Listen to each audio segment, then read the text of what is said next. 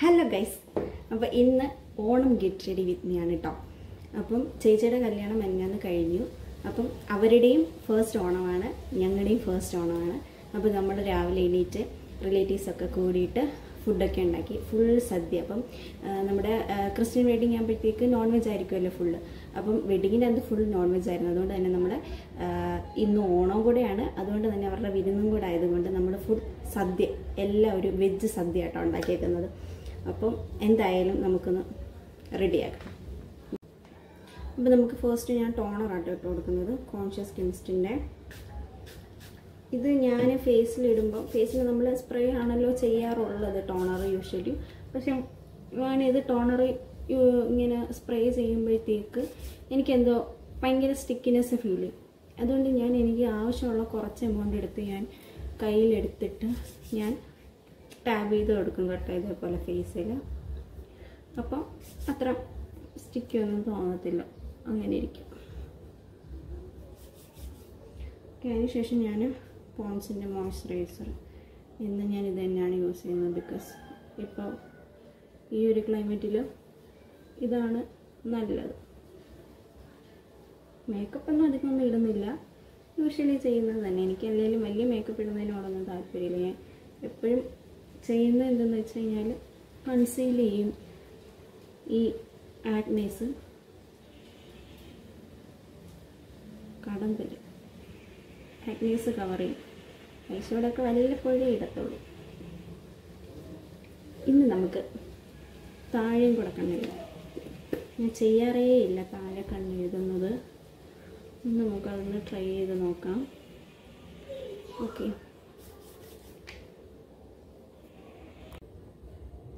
Sunscreen ഇട്ട് കൊടുക്കാം.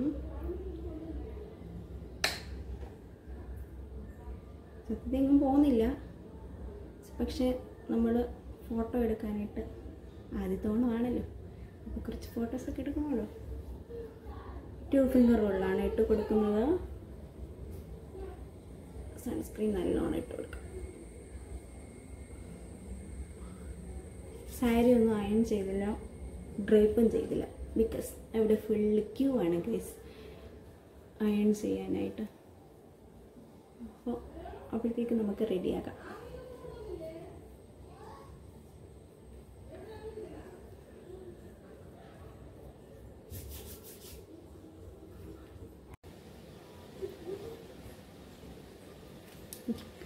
First നമുക്ക് ഐബ്രോസ് ഫില്ല് ചെയ്ത് കൊടുക്കാം.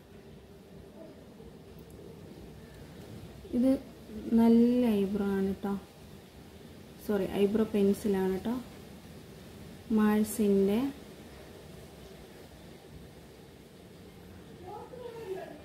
നമ്മൾ ഐബ്രോ എഴുതുമ്പോൾ ഒരിക്കലും ഇവിടുന്ന് സ്റ്റാർട്ട് ചെയ്യരുത്. നമുക്കില്ലാത്തടത്തുനിന്ന്, എനിക്കിവിടെ കുറച്ചില്ല, 2 കണ്ടില്ല, ഇവിടെ തീരെ ഇല്ല.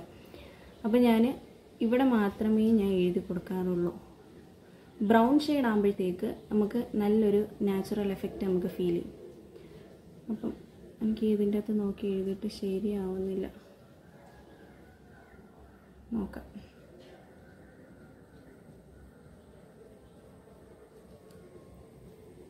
ഇപ്പോൾ ബ്രൗൺ ഷെയ്ഡ് ഇടുമ്പോൾ നമുക്ക് നാച്ചുറൽ എഫക്റ്റ് ഇവിടെ നിന്നൊക്കെ തുടങ്ങിക്കഴിഞ്ഞാൽ നമുക്ക് ഒരുമാതിരി പരിപാടിക്ക് വന്ന പോലെ ഇരിക്കും. പണ്ട് നമ്മൾ സ്കൂളിലെ പരിപാടിക്കൊക്കെ പോകുമ്പം ഒരു മേക്കപ്പ് ആർട്ടിസ്റ്റ് വരുമല്ലോ, ആ മേക്കപ്പ് ആർട്ടിസ്റ്റ് ആയിരിക്കും എല്ലാവർക്കും. അന്നൊക്കെ ഒരു ഷെയ്ഡേ ഉള്ളൂ ഫൗണ്ടേഷന്, ഇപ്പോഴും ഓർമ്മയുണ്ട്. എന്നിട്ട് നമ്മുടെ ഫേസിലുള്ള മറ്റേ രോമമൊന്നും എടുക്കാണ്ട് ഇങ്ങനെ തേച്ചിട്ട് രോമൊക്കെ ഇങ്ങനെ പൊങ്ങിയിരിക്കും. അപ്പോൾ ഞാൻ എന്ത് ചെയ്യുന്നത് വെച്ച് കഴിഞ്ഞാൽ വിയർക്കുമ്പോൾ ഇങ്ങനെ തുടയ്ക്കുമ്പോൾ മേക്കപ്പ് പോവും. അങ്ങനെയൊക്കെ ആയിരുന്നു. അതൊക്കെ ഒരു കാലം. ഇപ്പോൾ എല്ലാവർക്കും ഓരോരോ ഷെയ്ഡ്, ഓരോ ഇഷ്ടങ്ങൾ. ചൂടെടുക്കുന്ന ഗൈസ്, ഫാനിട്ടാൽ ഞാൻ പറയുന്നത് നിങ്ങൾക്ക് കേൾക്കത്തില്ല. നമുക്ക് നോക്കാം, ഇതിലൊന്ന് നോക്കാം. കുഴപ്പമില്ല, എന്നാലും എന്തോ ഒരു കുഴപ്പം പോലെ.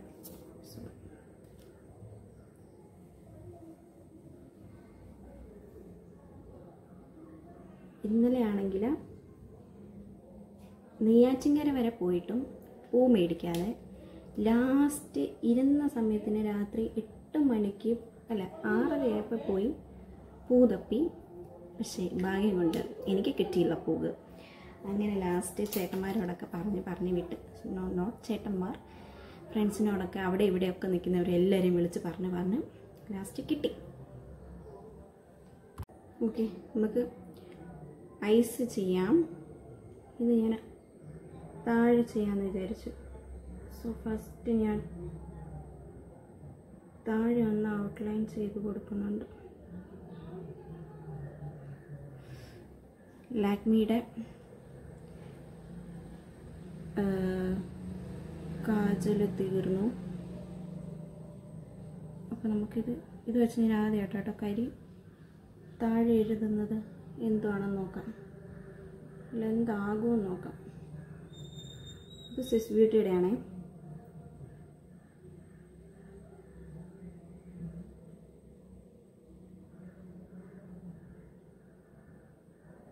ഞാൻ ഇങ്ങോട്ട് എഴുതുന്നില്ല, കാരണം എനിക്ക് ഇങ്ങനെ വന്ന് ഇവിടെയൊക്കെ വന്നിരിക്കുന്ന എനിക്ക് ഇഷ്ടമല്ല. അപ്പം ഞാൻ അത് എഴുതുന്നില്ല. അത് കഴിഞ്ഞിട്ട് ഞാൻ ഐഷാഡോ പാലറ്റിൽ നിന്ന് ബ്ലാക്ക് ഷെയ്ഡ് തന്നെ എടുത്തിട്ട് ഇവിടെ ഒന്ന്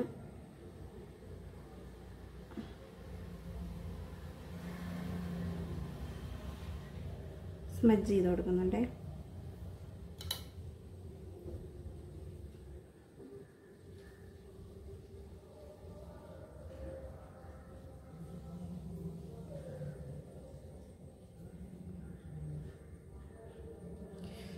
കണ്ണിലെന്തോ പോയി ഗൈസ്.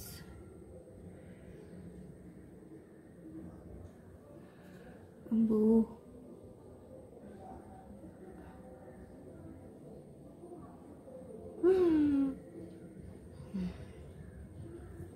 ഓക്കെ തോന്നുന്നു.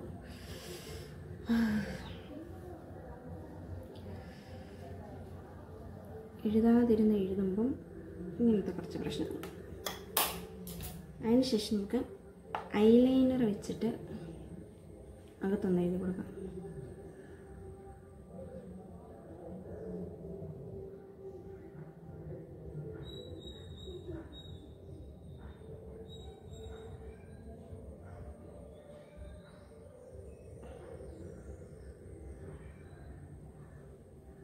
ഞാൻ ഐടെക്സിൻ്റെ ഐലൈനർ ആയിരുന്നു യൂസ് ചെയ്തുകൊണ്ടിരുന്നത്. ഇപ്പോൾ ഈ ഡാസ്ലർ ഭയങ്കര വെള്ളമായിട്ടിരിക്കുന്നത്. എത്ര വട്ടം എൻ്റെ പൊന്നി എത്ര ലെയർ ചെയ്താലും സെറ്റ് ആവുന്നതെന്ന് എനിക്കറിയത്തില്ല. അതേപോലെ ഓക്കെ, ഞാനെന്തായാലും കണ്ണെഴുതിയിട്ട് വരാം ഗൈസ്. എന്തായാലും ഫോണിൽ നോക്കി എനിക്ക് എഴുതാൻ പറ്റില്ല. പിന്നെ ഇതൊരു 5-6 ലെയർ ഇട്ടാലേ ശരിക്കൊന്ന് കുറച്ചെങ്കിലും ഒരു കട്ടിയായിട്ട് തോന്നത്തുള്ളൂ. ഞാൻ എന്തായാലും കണ്ണെഴുതിയിട്ട് വരാം. കണ്ടില്ലേ, ഞാൻ എത്ര ലെയർ ഇട്ടിട്ടാണ് ഇത് വന്നതെന്ന് എനിക്കറിയാൻ പാടില്ല.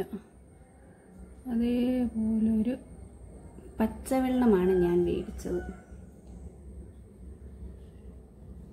ഇത് വെച്ചിട്ട് നമ്മൾ എത്ര കട്ടിക്ക് എഴുതരുത് എന്ന് വിചാരിച്ചാലും അത് കട്ടിക്ക് എഴുതി വരുമ്പോഴത്തേക്ക് അത് കട്ടിയാകും.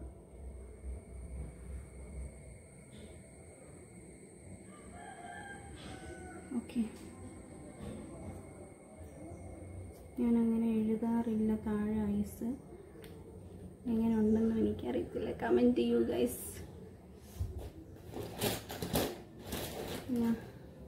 മസ്കാര ഇട്ട് കൊടുക്കാം.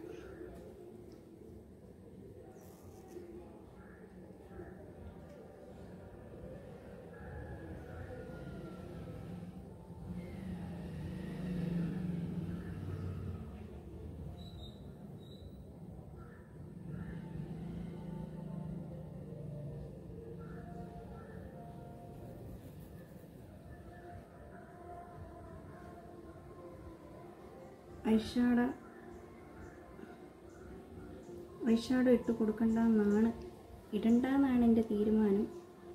പക്ഷെ എന്തോ 2-3 ദിവസം ഐഷാഡോ ഇട്ടപ്പോഴത്തേക്ക് എനിക്കെന്തോ ഒരു മങ്ങല് പോലെ. വെട്ടമില്ലേ ഗൈസ്? ഓഫ്, അതിവിടെ അവിടെയായി. കണ്ണെഴുതുക, എനിക്ക് കണ്ണെഴുതുന്ന അത്ര ഒരു ടാസ്ക് അല്ല. പക്ഷെ എന്നാൽ ഈ ഐലൈനർ വെച്ച് എഴുതുന്നത് എനിക്ക് വലിയൊരു കാര്യം ചെയ്യുന്ന പോലൊരു ഫീല്.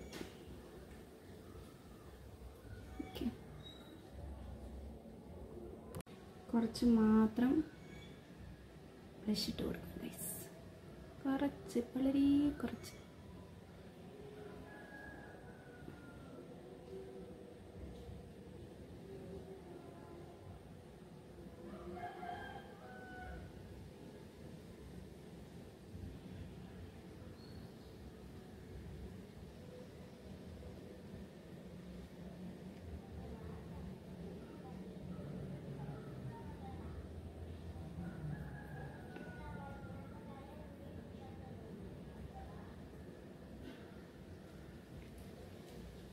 പൊട്ട്, കളർ പൊട്ട് വയ്ക്കണം.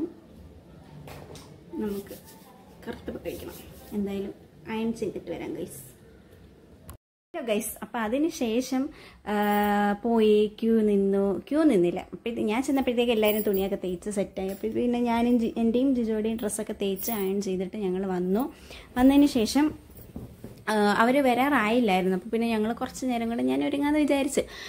കുറേ കഴിഞ്ഞപ്പോഴത്തേക്ക് എനിക്ക് വീഡിയോ ചെയ്ത് റെക്കോർഡ് ചെയ്യാനുള്ളൊരു സിറ്റുവേഷനിലല്ലായിരുന്നു ഞാൻ കേട്ടോ. അപ്പം മീൻസ് എല്ലാവരും തിരക്കും കാര്യങ്ങളൊക്കെ ആണല്ലോ, പിന്നെ പിള്ളേരുടെ ബഹളവും കാര്യങ്ങളൊക്കെ ആയിട്ട് പിന്നെ അങ്ങനെ അങ്ങ് പോയി. പിന്നെ ഫസ്റ്റ് ഞാൻ ഈ ഒരു കമ്മലിട്ട് കേട്ടോ.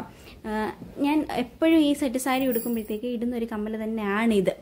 അപ്പോൾ ഞാനത് ഇട്ടു. അതിന് ശേഷം ഞാൻ മാല എടുത്തിട്ടോ. നമ്മുടെ കത്രിക എടുക്കാൻ വയ്യാത്തത് കൊണ്ട് ഞാൻ പിന്നെ എൻ്റെ ആയുധമായ പല്ല് തന്നെ ഞാൻ എടുത്തു. പല്ലാണല്ലോ നമ്മുടെ ആയുധം. അങ്ങനെ അത് തന്നെ എടുത്ത് കടിച്ച് മുറിച്ച് പിന്നെ അത് മാല വെക്കാൻ നോക്കി. ഇൻവിസിബിൾ ചെയിൻ ഞാൻ ആദ്യമായിട്ടോ ഇടുന്നത്. അപ്പം അതിട്ട് എങ്ങനെയുണ്ടെന്ന് അറിയാൻ വേണ്ടിയിട്ട് ഇട്ടപ്പോഴത്തേക്ക് എൻ്റെ താലിയും ഇൻവിസിബിൾ ചെയിനും കൂടെ അടിയായി. മാറ്, ഞാൻ എവിടെ കിടന്നത്, നീ മാറെന്ന് പറഞ്ഞ് അങ്ങോട്ടും ഇങ്ങോട്ടും അടിയായി. അങ്ങനെ അത് എങ്ങനെയെങ്കിലുമൊക്കെ നേരെ പിടിച്ചിട്ട് ഒരു പരിവായി. എല്ലാം മൂക്ക് ചെറുത്, കണ്ണ് ചെറുത്, ചുണ്ട് ചെറുത്, കഴുത്തും ചെറുത്. കഴുത്തിത്തിരി കൂടെ നമുക്ക് നല്ല വണ്ണമുള്ളവർക്ക് ഇടുമ്പോഴാണല്ലോ ഇത്തിരി കൂടെ ഭംഗി. അത്ര ഭംഗിയൊന്നുമില്ല, എന്നാലും ഞാൻ പിന്നെ മേടിച്ചതല്ലേ എങ്ങനെ വേസ്റ്റ് ആക്കുന്നത്. അങ്ങനെ പിന്നെ അതിട്ട് അടിയൊക്കെ കഴിഞ്ഞിട്ട് അതിനെ ഒന്ന് സെറ്റാക്കി. അതിന് ശേഷം കളർ പൊട്ട് ഇടാമെന്ന് വിചാരിച്ചു. ചില സമയം ചേരും, ചില സമയം ചേരത്തില്ല. കളർ പൊട്ട് എടുത്ത് പിച്ച് എടുക്കാനും എനിക്ക് മടിയായതുകൊണ്ട് പിന്നെ അതും എടുത്തില്ല. പിന്നെ അതിന് ശേഷം ഞാൻ ആ കറുത്ത പൊട്ട് തന്നെ വെച്ച് കൊടുത്തു കേട്ടോ. കറുത്ത പൊട്ടാണല്ലോ നമ്മുടെ ഹൈലൈറ്റ്. അതിന് ശേഷം ചേച്ചിയുടെ വള ഞാൻ അടിച്ചു മാറ്റി റൂമിൽ നിന്ന്. ചേച്ചി വന്നിട്ട് കണ്ടോ എനിക്കറിയത്തില്ല. ചേച്ചി എന്തായാലും മേടിച്ചിട്ട് പോയില്ല. കുറച്ച് സാധനമൊന്നും ചേച്ചി കൊണ്ടുപോയില്ലെന്ന് തോന്നിട്ടോ. അങ്ങനെ അതും ഇട്ടു. അതിന് ശേഷം നമ്മൾ പറഞ്ഞല്ലോ, പൂവിൻ്റെ കഥ ഓൾറെഡി പറഞ്ഞല്ലോ. കിട്ടാതെ പൂവിൻ്റെ തൊട്ടടുത്തോടു കൂടെ പോയിട്ട് പോലും പൂ എടുക്കാണ്ട് പൂവിൻ്റെ കാര്യമേ മറന്ന് വന്ന ഒരാളായിരുന്നു ഞാൻ. മെനഞ്ഞാത്ത കല്യാണമൊക്കെ കഴിഞ്ഞ് ഫുള്ള് ടയേർഡായി. സത്യം പറഞ്ഞാൽ കുളിക്കാൻ പോലും സമയം കിട്ടില്ല. നമ്മൾ ഫുൾ നല്ല ടയേർഡായിട്ട് വൈകിട്ടാണ് ഒന്ന് കുളിക്കാൻ സമയം കിട്ടിയത്. കുളിച്ച് കഴിഞ്ഞപ്പോഴാണ് സത്യം പറഞ്ഞാൽ ബോധം വീണത്. അങ്ങനെ ഒരു മത്ത് പിടിച്ച എന്തോ ഒരു സിറ്റുവേഷനായിരുന്നു, എന്താണെന്നറിയത്തില്ല. അങ്ങനെ പിന്നെ പൂവൊക്കെ വെച്ച് സെറ്റാക്കി.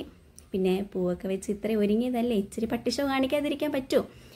അങ്ങനെ പട്ടിഷോ കാണിച്ച് ഇരുന്നപ്പോഴാണ് എനിക്ക് എന്തോ ഒരു സുഖം തോന്നിയില്ല. അങ്ങനെ സുഖം എന്താടാ തോന്നാത്തേന്ന് എത്ര അങ്ങോട്ട് കാണിച്ചിട്ട് ഒരു മെന വരുന്നില്ല. ഇനി എന്താടാന്നിങ്ങനെ ആലോചിച്ചിരുന്നപ്പോഴാണ് ലാസ്റ്റ് മനസ്സിലായത് നമ്മൾ ലിപ്സ്റ്റിക് ഇട്ടില്ല. ലിപ്സ്റ്റിക് ആണല്ലോ നമ്മുടെ ജീവിതം. അങ്ങനെ ലിപ്സ്റ്റിക് ഇടാതിരുന്നപ്പോഴത്തേക്ക് പിന്നെ ലിപ്സ്റ്റിക് എടുത്തു. ഇതെൻ്റെ ഓൾറെഡി ഉള്ള ഒരു ലിപ് ലൈനറാട്ടോ. സ്റ്റുഡിയോയിലാണ്, നല്ല ലിപ് ലൈനറാണ്. ഞാൻ കുറേ നാളുകൊണ്ട് യൂസ് ചെയ്യുന്നുണ്ട്. നമ്മുടെ ഗ്ലാമിക പറഞ്ഞതുപോലെ മെഴുക് പോലെയാണ് ഗൈസ്, മെഴുക് പോലെ ഇരിക്കുന്ന ഒരു ലിപ് ലൈനറാട്ടോ ഈ സ്റ്റുഡിയോയിൽ. ഈ ലിപ് ഷെയ്ഡ് ഞാൻ ഓർക്കുന്നില്ല. വേണ്ടവർ എന്തായാലും കമൻറ്റ് ചെയ്യാട്ടോ. അതിനുശേഷം ഇതും എൻ്റെ വേറൊരു നാത്തൂൻ്റെ നിന്ന് ഈ ലിപ്സ്റ്റിക്കാണ് ഗൈസ്. കുറേ നാളുകൊണ്ട് മേടിച്ച് ഇടണം എന്ന് ആഗ്രഹിക്കുന്നു. പക്ഷെ ഇപ്പോഴാണ് അതിൻ്റെ തക്കതായ മുഹൂർത്തം വന്നത്. അങ്ങനെ അത് മേടിച്ചു, അതൊന്ന് ട്രൈ ചെയ്തു. ഇട്ടപ്പോഴത്തേക്ക് എനിക്ക് കുറച്ച് ന്യൂഡാണ്, എന്നാലും സാധനം നല്ലൊരു ഷെയ്ഡാണ്, അടിപൊളിയായിരുന്നു. ഡ്രസ്സിൻ്റെ കൂടെ എന്തായാലും മാച്ചായി പോകുന്നുണ്ടായിരുന്നു. അങ്ങനെ അതിട്ടു, സെറ്റാക്കി. പിന്നെ അത് വെച്ച് കുറച്ച് പട്ടിഷോയൊക്കെ കാണിച്ചു. ഇങ്ങനെയുണ്ട് ലിപ് ഷെയ്ഡ് വേണ്ടവർ എന്തായാലും താഴെ കമൻറ്റ് ചെയ്യാം കേട്ടോ. എനിക്കും എൻ്റെ ചേച്ചിക്കും കൂടെ പുറത്തൊന്ന് പോകണമായിരുന്നു. അങ്ങനെ ഞങ്ങൾ പുറത്ത് പോകാനായിട്ട് ഫുൾ സെറ്റായിട്ടാട്ടോ റെഡി ആയത്. വീട്ടിനകത്ത് തന്നെ നിൽക്കണമല്ലോ എന്നൊരു വിഷമം ഉണ്ടായിരുന്നു. പിന്നെ വെളിയിലോട്ട് ഇറങ്ങി ചുറ്റി ഒന്ന് കറങ്ങിയിട്ട് ഞങ്ങൾ വന്ന് കുറച്ച് സാധനം മേടിക്കാനുണ്ടായിരുന്നു കേട്ടോ. അങ്ങനെ കുറച്ച് സാധനങ്ങളൊക്കെ മേടിച്ചിട്ട് ഞങ്ങൾ തിരിച്ച് വന്നു കേട്ടോ.